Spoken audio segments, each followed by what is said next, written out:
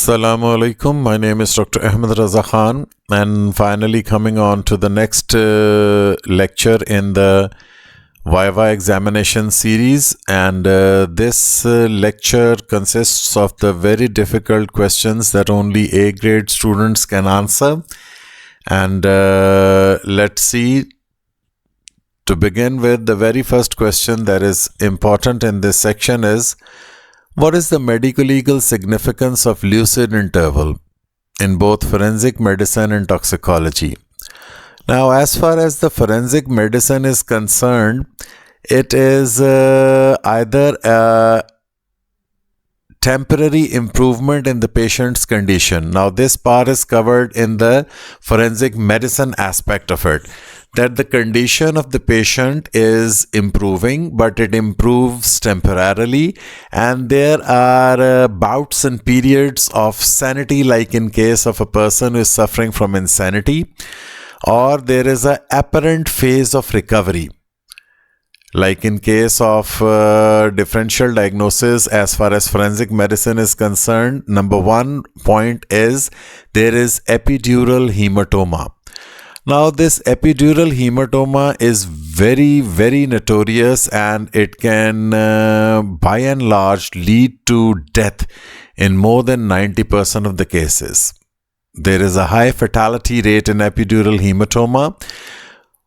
Now, what happens is that a patient gives a history of either a fight or a fall or being hit by something, or either it's a hit and run accident case. However, the patient is in apparent phase of recovery, and the doctor thinks that the patient is fine, and the doctor just deals the patient on the outpatient level, or even if the patient is in emergency, they think that the patient is fit and they discharge the patient. Whereas it is highly important to keep the patient under observation for at least 24 hours. So epidural hematoma, number one. Then in organ transplant, there is also an apparent phase of recovery. But later on, due to any immune response, the body might reject that transplanted organ, and then that's an emergency. Then in testamentary capacity, there is a person who is suffering from insanity, but there are bouts of sanity in between the episodes of insanity. And this is to be certified by an authentic certified psychiatrist, who is to certify that the patient is sane. Only then that person can make a legal will for his property. That is the testamentary capacity. And finally, follow-up of the criminal case, that also in case of insane individual, when there is the apparent phase of recovery and there is a temporary period of sanity that prevails in between, the trial of the criminal can be carried out. So that is the fourth part of lucid interval medico-legal significance in forensic medicine.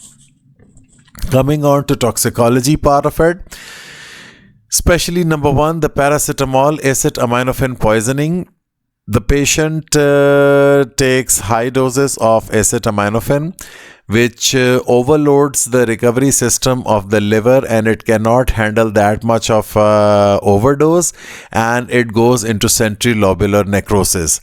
But just before going into centrilobular necrosis, there is an apparent phase of recovery, and the patient seems to be fine, and the clinician might discharge the patient. And this is the critical time. If the patient is discharged at that time, he might end up dying. Next is the mushrooms, especially in case of Amanita muscaria. The patient doesn't even remember what happened to him, and like about 3 to 4 days later after ingestion of mushrooms, the patient comes in with history of acute renal failure, presentation of acute renal failure. So that is also very important, that patient should be asked a thorough questions investigated thoroughly into the history as to what he ingested and for a pinpoint diagnosis and management of the individual. Then thirdly, organophosphorus poisoning, especially in case of intermediate syndrome type 2 paralysis. This is important so that the proper administration of the antidote can be carried out. Initially it is the atropine and then finally it is the pralidoxime. So it is very important that you should know, and so that especially the second part of the antidote, the pralidoxime, should be administered before the aging of the anticholinesterase. And lastly is the iron toxicity, second stage, similarly important and significant as far as the treatment and the management of the individual is concerned. Next question is the medico-legal significance of oxidative phosphorylation in clinical toxicology. That's why I always tell my students that you have to, if you want to be a good doctor, if you want to be a good clinician, you ought to know the biochemistry inside out. You cannot be a good doctor, you cannot be a good physician or a surgeon or any part or any type of a doctor, any specialty under the sky, if you are not well aware of biochemistry. So, rotenone is one drug that acts as the first stage of that oxidative phosphorylation, and then is antimycin that acts on the third stage.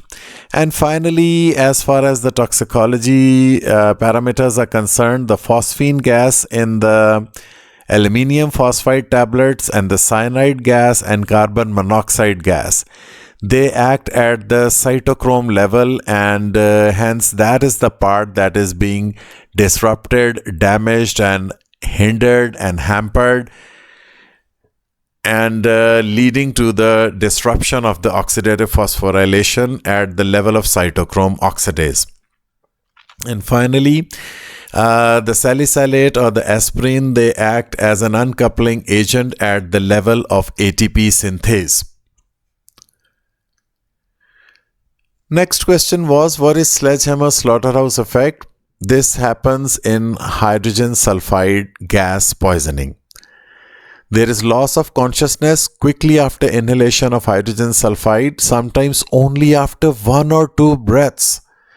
Like if a sewerage is to be opened up and the sewerman just opens up the hole of that sewer, and there is a sudden bout of hydrogen sulfide coming out of that sewerage tunnel, it's only 1 or a couple of breaths that are going to cause the death of that person, that sanitary worker. It usually occurs in relatively confined spaces after a single exposure to higher concentrations like more than 700 milligram per cubic meter of hydrogen sulfide gas. Then what is automatism and what is its medico-legal significance? One of the reported contributory factors to barbiturate poisoning is drug automatism. To illustrate, assume that an individual consumes a prescribed dose of sedative and that patient becomes drowsy. Later, not remembering that he has already taken a previous dose or doses, he swallows yet another dose. It leads to a cumulative overdose effect. And this act may be repeated again and again until a potentially lethal quantity has been consumed. An interesting speculation is that the term automatism may be used conveniently to explain why a victim of barbiturate or any other central sedative intoxication died, rather than admitting that it was either a suicide or besides this. The medico-legal significance is in differentiating a homicidal intent from accidental intake of the victim by himself. So, it should not be labeled as suicide. It can be accidental overdosage, and it not necessarily is that it is purely homicidal intent that led to death of this individual. So it is always the circumstantial evidence which leads to, and in addition the corroborative evidence which strengthens the investigation and finally determines the actual cause, mode and manner of death. Now, detection of gunshot residue. It is done by mainly 3 tests. Number 1, the sodium rhodizonate test. It provides a color reaction indicative of presence of lead. It can be employed around the periphery of a hole or a defect to determine if it is consistent with the passage of a bullet. Next is modified Grice test. It utilizes a color chemistry reaction to help distinguish gunshot residue patterns not visible with the naked eye or even with the microscope. The test detects nitrites, a product of the incomplete burning of gunpowder, by reacting with acetic acid to form nitrous oxide, nitrous acid. And finally, dithioxamide test for cuprous material is frequently used because it detects copper-bearing material. The test identifies a bullet wipe or a bullet splash caused by the copper-bearing particulate in the form of a bullet jacket fragments found around the perimeter of a bullet hole. Next question was the cyanide antidote package. I have a complete lecture of this in my toxicology series on my channel. However, I'll be giving you a brief description here too. It consists of 3 parts. Number 1, the amyl nitrite in inhalant form, followed by a 3% sodium nitrite solution given intravenously. Finally, followed by administration of 25% sodium thiosulfate solution. For elaborate and detailed discussion, you can just go and have a listen to my lecture on the cyanide antidotal package in my toxicology series class. Next is commotio cordis. Commotio cordis most commonly results from an impact to the left chest by blunt means. The sudden focal distortion of the myocardium results in ventricular fibrillation, causing sudden cardiac arrest in otherwise structurally normal heart. Now, what is doctrine of informed consent? A very important question, especially as far as the OSPE is concerned. It is usually in the observed station that this question is asked. Now, what are the requirements from the doctor side to the obligation that the doctor has towards the patient? Number 1, the physician must open with the topic of conversation by introducing himself as the treating doctor. He should inform the patient of the diagnosis. Information about the choice of treatment determined should be given completely and thoroughly to the patient. Doctor's experience in rendering the treatment to others should also be discussed with the patient. What method will be used should be elaborately explained to the patient. What are the major and collateral risks which may or may not be involved in the procedure? How much of a contemplated hospital stay is there? Then, what are the attendant pain and discomforts, if any? Then, usually expected results and benefits derived from the treatment should be highlighted as far as the previous experience and the skills of the doctor are concerned himself. Then he should also suggest alternative for the treatment proposed. And what are the probable results of the foregoing treatment, like what is the prognosis of that treatment that is being carried out with the patient. And then finally, what is the outcome and the consequences if the treatment is not undertaken within due time? What is the seriousness of the illness that can result, and what are the risks involved of either the treatment or not getting the treatment? And if the procedure is new or unorthodox, doctor should make this explicitly clear to the patient with detailed description, treatment, risk and prognosis of that procedure. Then doctor should respond to patient's query on any pertinent matter, and the doctor should be very patient and very polite to the patient. And finally, the physician is duty bound to pursue all necessary explanations until he knows, not merely assumes, that the question has been answered to the patient's satisfaction. The legal duty that the patient understand rests upon the physician and not on the patient. That is the doctrine of the informed consent. Next, the testamentary capacity. The person must be a major, that means he must be of more than 18 years of age. In extreme ages, if the mental condition of the person is normal, only then he can make will. This we already have discussed in the lucid interval in the very first part of the lecture. Then the person must have sound disposing mind. He has the capacity of recollecting, judging and feeling the relations with connection and obligations of his family and blood relation at the time of making the will. During lucid interval, if he makes the will is valid. He understands the nature and consequences of his act. Knowledge of the property he possesses and to whom he is giving it, that should be in the knowledge of the individual. He is making the will voluntarily without any fear, influence or fraud of another person. It should be properly written, signed and witnessed document. He should sign it in front of two witnesses, and both witnesses should sign it, and none of the witness should be a beneficiary from the will. If the person commits suicide after making the will, it is valid if he was mentally normal while he was making the will.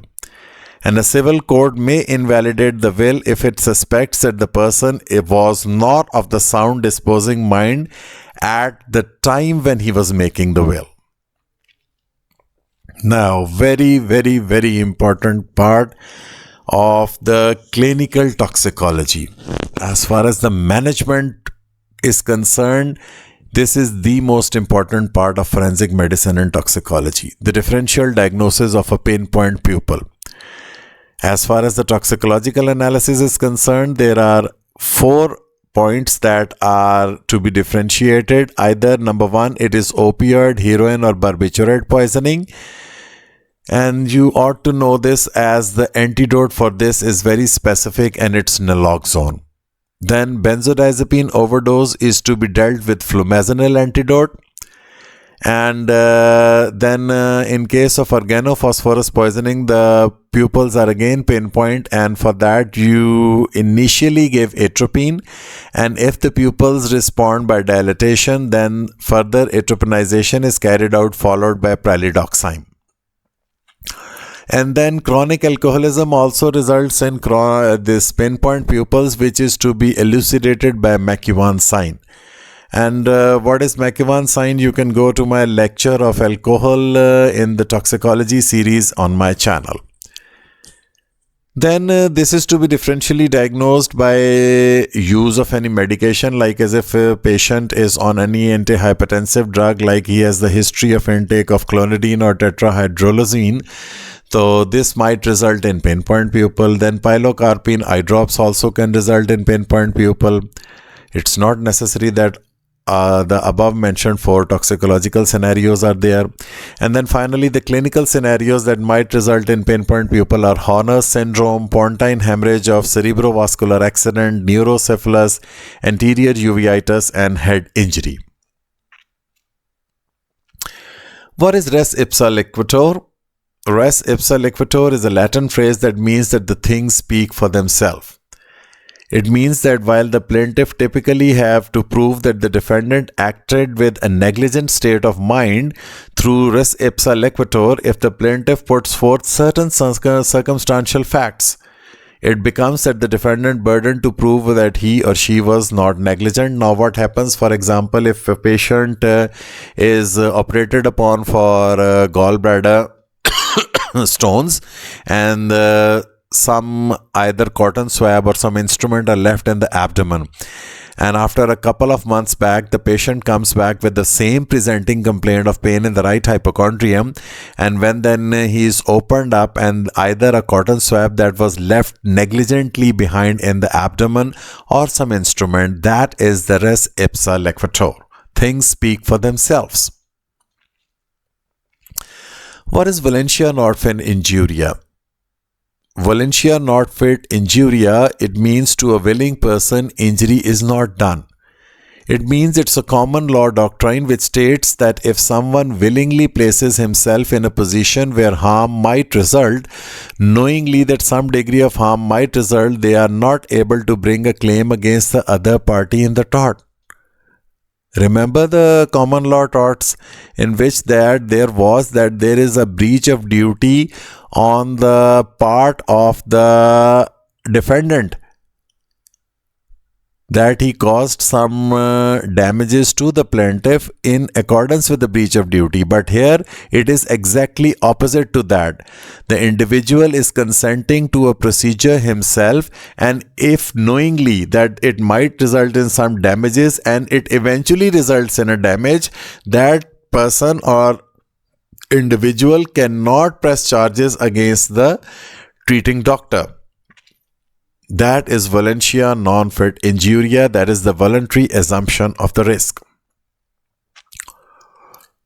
What is antivenom therapy in case of cobra, common krait, Russell viper, saw-scaled viper, or a sea snake and all that?